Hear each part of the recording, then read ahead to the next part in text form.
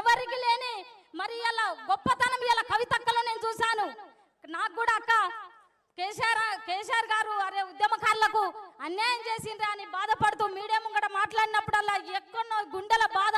ఎందుకంటే ఒక ఉద్యమకారుని మనం అంటున్నామన్న ఒక ఫీలింగ్ నాకు ఎన్నోసార్లు కలిగింది. కానీ మీరు ఎప్పుడైతే భూ పోరాటం మా కోసం చేపట్టిరో అప్పుడు ఆ తరుణంలోనే గుండెలు పెట్టుకున్నాం అక్క. నిన్ను ఈ రాష్ట్రంలో ఉన్న ఉద్యమకారులందరూ కూడా మిమ్మల్ని గుండెలు పెట్టుకున్నారు. ఇలా భూ పోరాటం వల్ల మాకు న్యాయం జరుగుద్దా జరగదన్నది కాదు, మీరు ముంగట నిలబడి ఇలా ముందు నిలబడి ఇలా మీకోసం మేము వచ్చినాను మీరు నిలబడ్డారు చూడండి, అదే మా గొప్పతనం. ఒక్కడు గుర్తు పెట్టుకోండి అన్నదమ్ములారా, ఒక్కడు గుర్తు పెట్టుకోండి. ఇలా కేసీఆర్ గారిని మనం అంటా ఉన్నాం, కానీ కేసీఆర్ గారు లేకుంటే ఈ రాష్ట్రం వచ్చేదా? కేసీఆర్ గారు ముందు నిలబడ్డారు, కేసీఆర్ గారు నిలబడ్డారు కాబట్టి ఇలా రాష్ట్రం వచ్చింది. ఇది నిజం ఒప్పుకోవాలి. ఇలా కేసీఆర్ గారిని ఎంతో మంది తిడతా ఉన్నారు, ఎంతో మంది ఆడిపోసుకుంటా ఉన్నారు. కానీ రాష్ట్రం కోసము ప్రాణం పోయినా సరే అని 15-12 రోజులు ఇలా కేసీఆర్ గారు దీక్ష చేసి తెలంగాణ సాధించాడు. మనం అంటున్నాం లక్షలాది మంది ఉద్యమం చేశాం, కేసీఆర్ వెనకాలే చేశాం. కానీ ముందు నిలబడ్డ వ్యక్తి ఇవాళ కేసీఆర్ గారు. ఇలా తిట్టినప్పుడల్లా మనకు బాధ అనిపిస్తుంది. కానీ కేసీఆర్ గారిని ఇలా డామినేట్ చేయడానికి కేసీఆర్ గారు ఇలా పోయి ఎక్కడో ఉన్నాడని ఎవరు మాట్లాడకూడదు. ఆ సింహం బయటకు వస్తుంది, ఆ సింహం కవితక్క రూపంలో వచ్చిందని నేను అనుకుంటా ఉన్నా.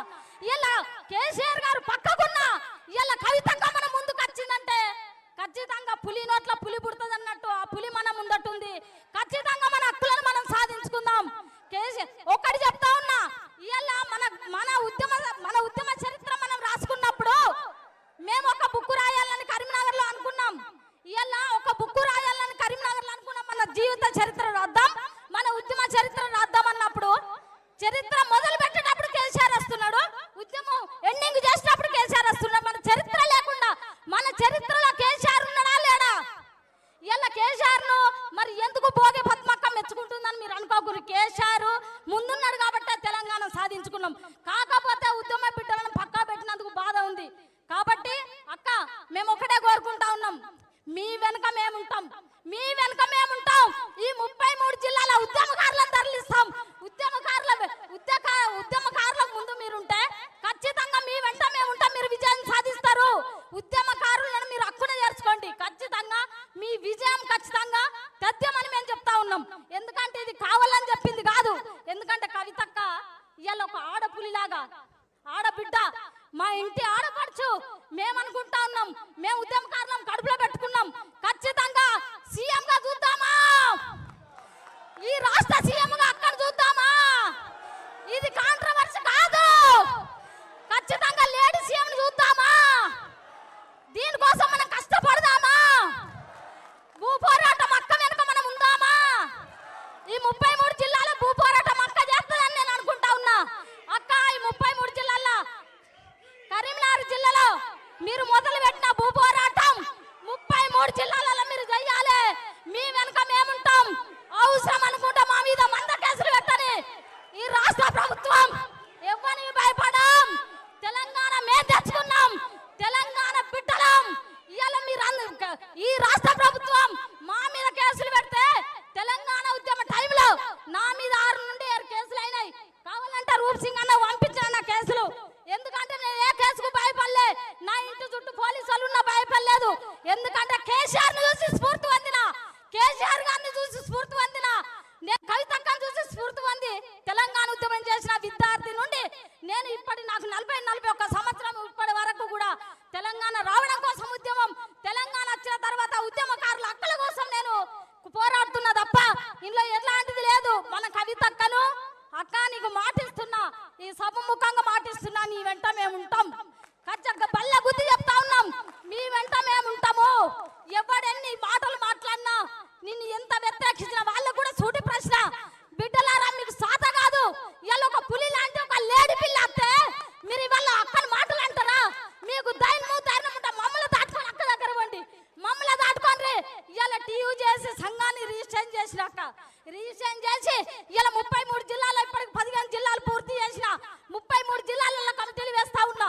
ఉద్యమకారులు అందరి తరపున మీకు శిరస వంచుతున్నాం అక్క. ఎందుకంటే మీ భూ పోరాటం మాకు నచ్చింది, మీరు నచ్చిండ్రు. మిమ్మల్ని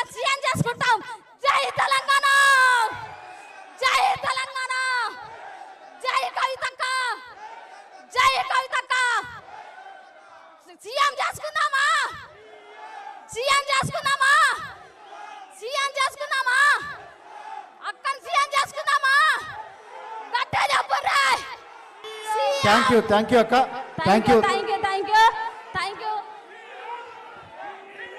ఈ అవకాశం ఇచ్చిన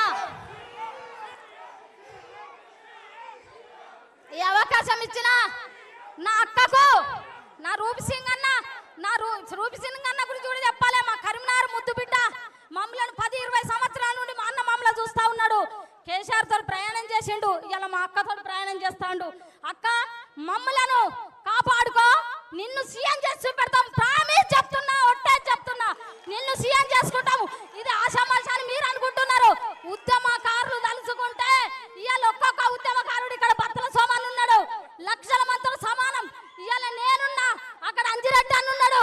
మేమంతా కూడా సంఘాలు పెట్టుకొని ఈ రాష్ట్రంలో కూడా బలమైన వాళ్ళము.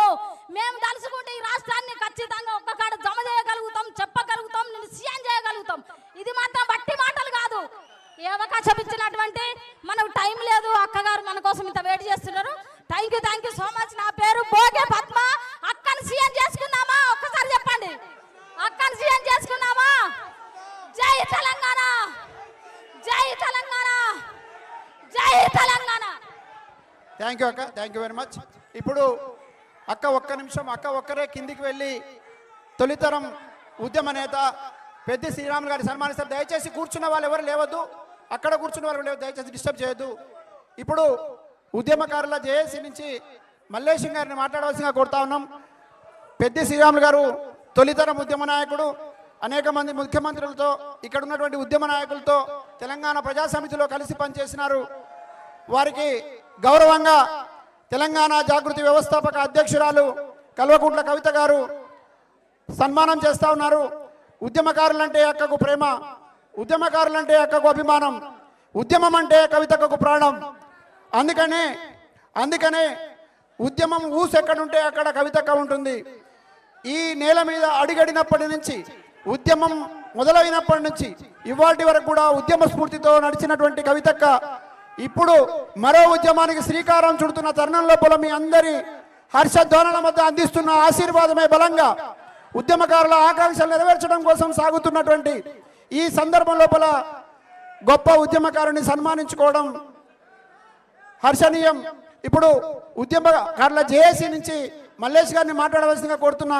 అక్క సన్మానించిన తర్వాత దయచేసి ఎక్కడో అక్కడ కూర్చొని సభకు సహకరించవలసిందిగా కోరుతా ఉన్నా.